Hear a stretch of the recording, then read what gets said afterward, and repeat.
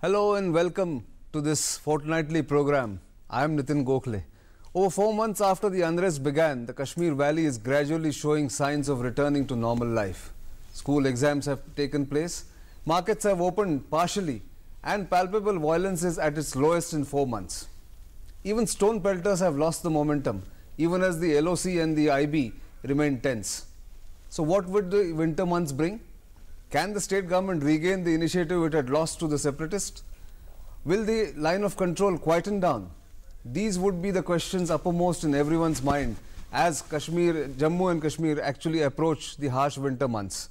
To discuss the future roadmap and what is in store, we have an eminent panel today with Major General B.K. Sharma to my extreme left, distinguished fellow at the USI, and Alok Bansal, an strategic affairs analyst and expert, and both of them are old Kashmir hands. If I can come to you, Alok, first, what is your assessment as you see in the last fortnight or so? Things have the momentum has shifted a little bit. See, undoubtedly, I think we must understand that one of the major boosting factor had been the finances, and with this Prime Minister's demonetization drive, I think the lifeline has gone away from this particular movement. There is no cash transactions which are taking place. We knew it very well that every time Hurriyat leaders would visit Pakistani High Commission in New Delhi, they would go back with bags full of currency notes. Stone pelters used to be paid 100 rupees to 500 rupees per day. Now all these currency is not available. Similarly, all the sleeper cells, the militants, they all had cash, counterfeit currencies as well as genuine currency. Now all these things have gone out of circulation, and that has actually drained them out of resources. So they are absolutely resourceless. The people who were pelting stones had no agenda. They were just being paid and they were actually doing it. Now since they are not being paid, they are not interested in doing it. So this is the initiative. Now winter months is also coming, the passes will close. So I think this is the right opportune time when the state government must seize the initiative. This advantage which they have gained because of demonetization must not be lost. And I think at this point of time, if they play their cards well, I think they can wrest the initiative back from separatists. Yeah, I agree, but there are several intangibles in this. General Sharma, you are not only an army veteran, but also a resident of Jammu and Kashmir. Actually, you come from Bhadarwah, if I am not mistaken. What is your view as far as Jammu and Kashmir is concerned?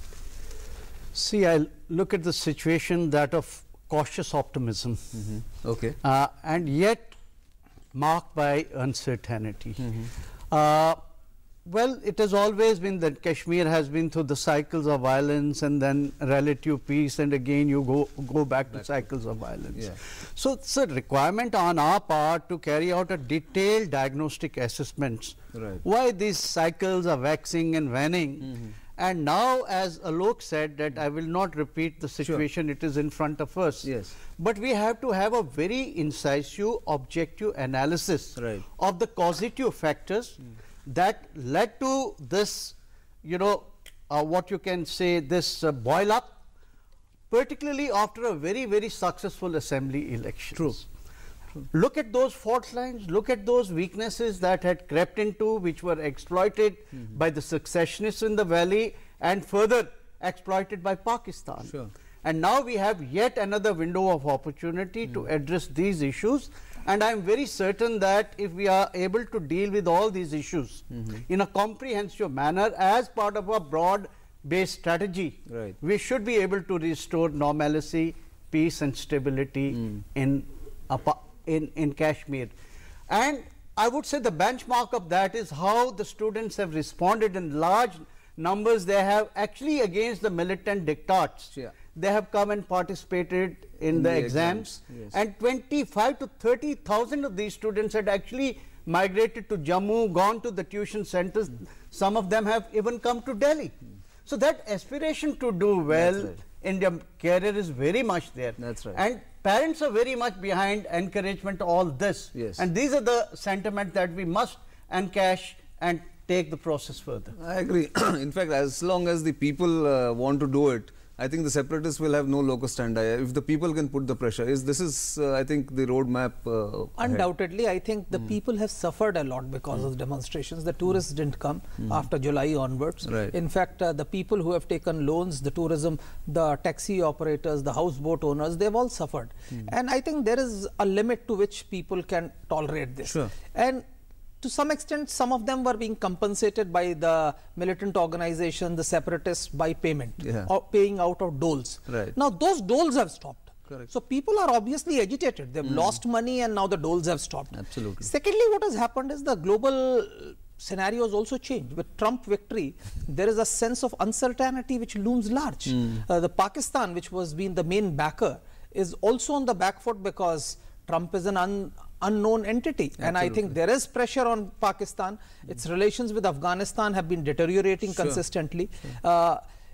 Its equation, even with its backers in the Middle East, has also deteriorated. Right. So all these have an impact, because what had happened is that the recent turbulence which we saw was by and large a manifestation of radicalization of the society, not so much a pro-Pak organization. True. Now this radicalization is also coming under pressure. IS, Al-Qaeda.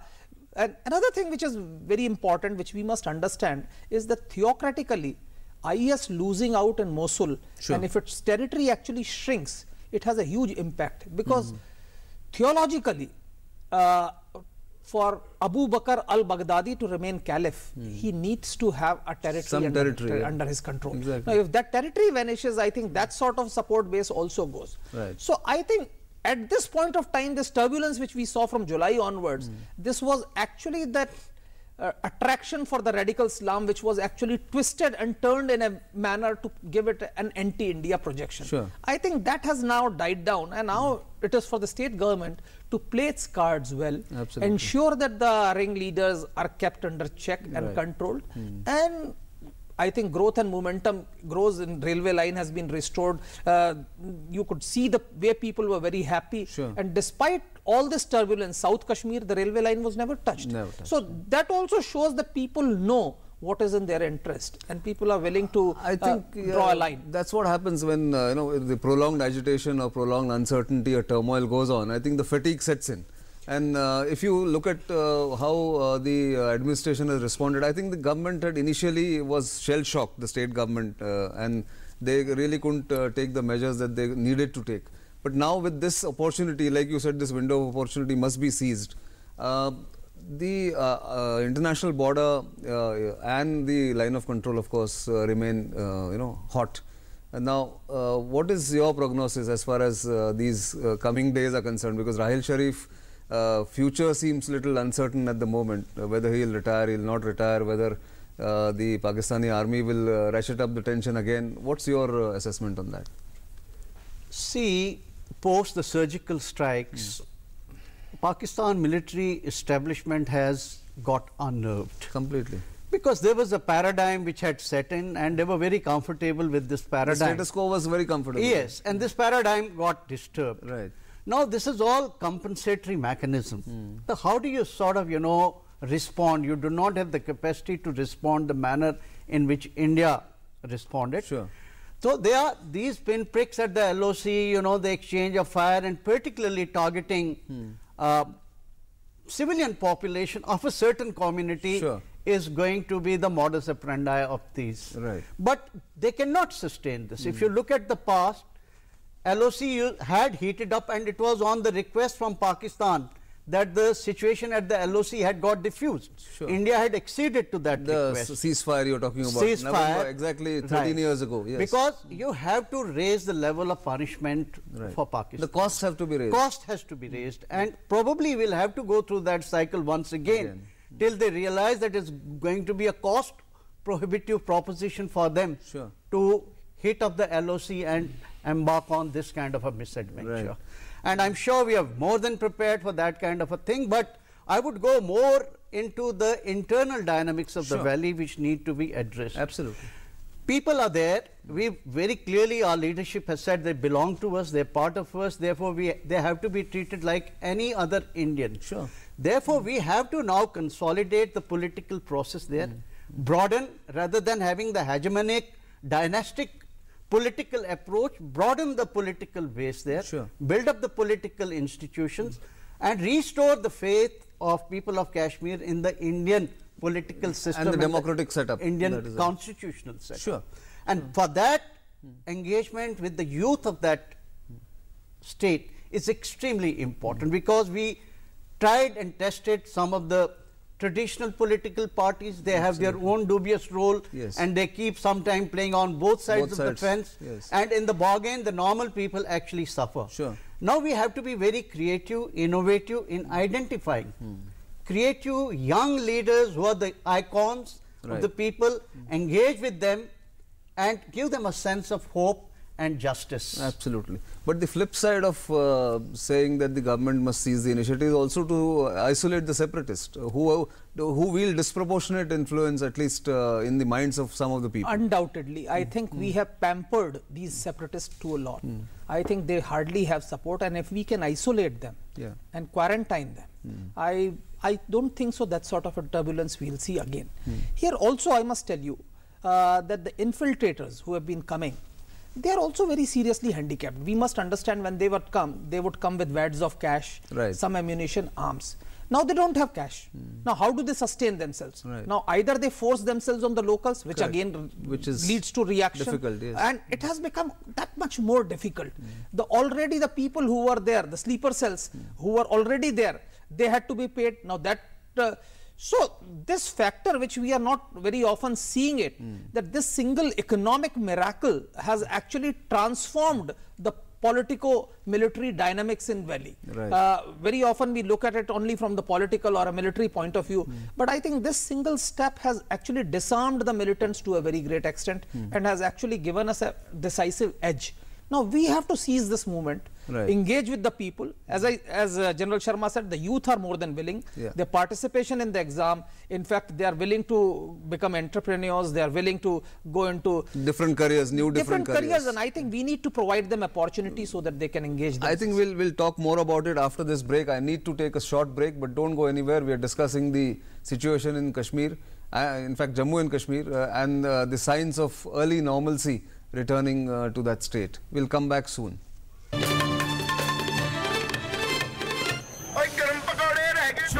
कोई काम नहीं जो लगन से करे वो पूरा, बड़े बड़े सपने हो पूरे, कोई न रहे अधूरा, जो भी कर जी जान से कर, खुशियों की होगी बारिश। जीवन के सफर में जी जान लगा देने वालों का फोन जीवी। रोशनी का सिर्फ एक ही नाम, सूर्य LED, खर्चा कम चले ज्यादा, घर घर रोशनी का वादा। नहीं यार, अब ये रैगिंग बिल्कुल बर्दाश्त नहीं हो रही है, कंप्लेन तो करनी पड़ेगी। तू पागल हो गई है क्या? सीनियर से पंगा लेगी तो तेरा और बुरा हाल करेंगे। नो यार, हेल्पलाइन नंबर है, I am sure they will help. Helpline number से कभी किसी को हेल्प नहीं मिलती। At least we should try. आपकी थोड़ी सी हिम्मत और एक कंप्लेन की वजह से आपको रैगिंग जैसी बीमारी से छुटकारा मिल सकता है। Use helpline, it helps. People think techies are chained to their desks. Not me. I run UAVs. You know, drones. I have to say, it's pretty awesome. I grew up playing video games. And who would have thought that'll help me defend my country? Not my mom at least. We get there first and see what's around the corner so that there are no surprises for the rest of the team. We go everywhere, working with the latest and the best technology. But no Facebook. We are India's most exciting workplace and we are making you an offer. The Indian Army. Live a life less ordinary.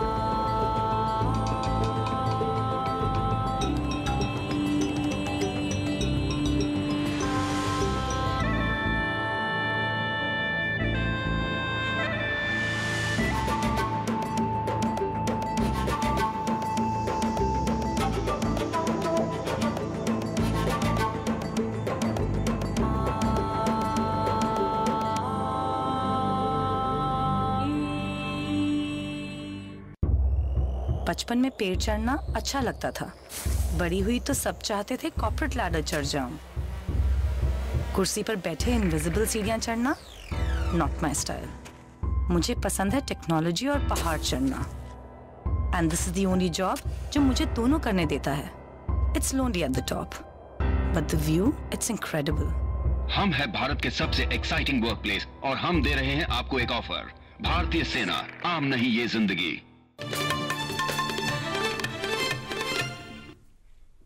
Welcome back. You're watching India First, your fortnightly window to issues of strategic affairs, defense and foreign policy. We are discussing the situation in Jammu and Kashmir and the early signs of normalcy that are being seen in the state. If I can come back to General Sharma, we spoke about engaging with the youth, but also the state government administrative machinery has to really now step up to the plate and see to it that all the schemes, all the government initiatives and schemes are implemented for the welfare of the people. Is that the requirement for the people to be engaged with the political class? I think you hit the nail on the head. The basic problem in Jammu and Kashmir, particularly in Kashmir Valley, has been that of poor governance. Absolutely. Because whatever developmental projects, the money that was released by the center, it never reached the grassroots level. It actually got funneled within a couple of families and the political circles, and it never reached the people. And there are two factors responsible for that. Right. One is that lack of accountability on part of administration. Yeah. Secondly, there is a very strong politico-bureaucratic nexus there. Sure. The people between them, amongst themselves, they know how to sort of milk these funds and to their personal advantage. Correct. Second, there is also a kind of a lethargy within the bureaucracy in Jammu and Kashmir. Sure. Now, these have to be addressed on a war footing, I would say, because police has rebound. They had lost ground, but it goes to the credit of police of Jammu and Kashmir.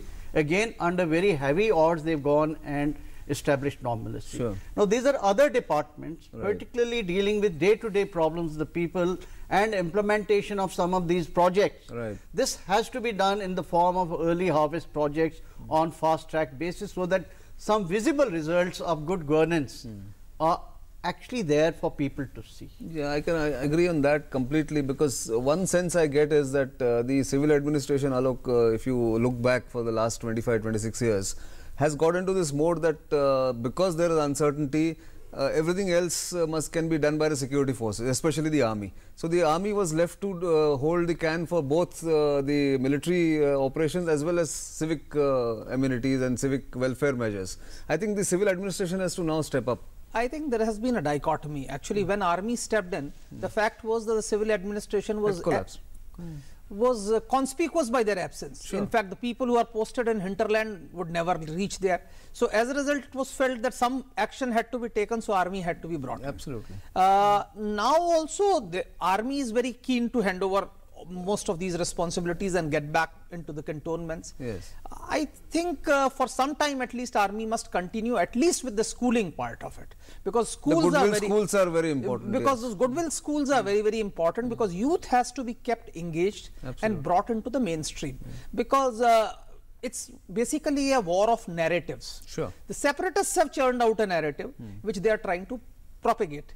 And I think the nationalist forces also need to come out with a narrative. The counter narrative is important. Yeah, and that counter narrative is only coming from a few institutions like goodwill schools, etc. In fact, we need more of such schools where you have composite culture, where I think the composite culture of India is talked about, the history of Kashmir, the unique Kashmiri identity. Right. And I think there are certain things which we need to propagate. The unique entity of Kashmir, the Sharda script, or the different languages, the Kashmiri culture, I think the pre-Islamic culture itself also. I think the people need to understand what Kashmir is. I think the youth now is quite ignorant of their heritage. Absolutely. So that needs to be brought in. And besides that, I think one of the most important factors is connectivity. I think the new road which is coming through and the train lines which are coming through will, I think, end that sense of alienation, because once you and the isolation, the sense absolutely, of isolation. The sense of isolation. And I think this new road which is coming through now, which will be, I think, all-weather road virtually. Right. And the Mughal road you're talking about. No, not only the Mughal road, the old road, now the tunnels that are coming. Now actually that Jawahar tunnel getting closed and all that will not happen. Because now you are actually bypassing Patni Top and all that. Sure. And the new road, I think it's more or less ready. I think when I had gone last, I was told that it's just waiting to be inaugurated. That's true. And of course, Mughal road would also come, then of course the railway line. So you have more connections with the main, with the rest of India. And I think that will end that sense of isolation. People will come and see that this is the land of opportunities, because they are already seeing that Pakistan is tottering. Now, they have a role model here, and they have a collapsing state there. Yes. So I think the people need to be educated, they need to be given that exposure. That narrative which the separatists have churned out needs to be countered very strongly. But more than that, I mean, that of course is the absolute prerequisite in restoring full normalcy in Kashmir. But I think what also the youth look for, and you spoke about youth engagement, is also jobs.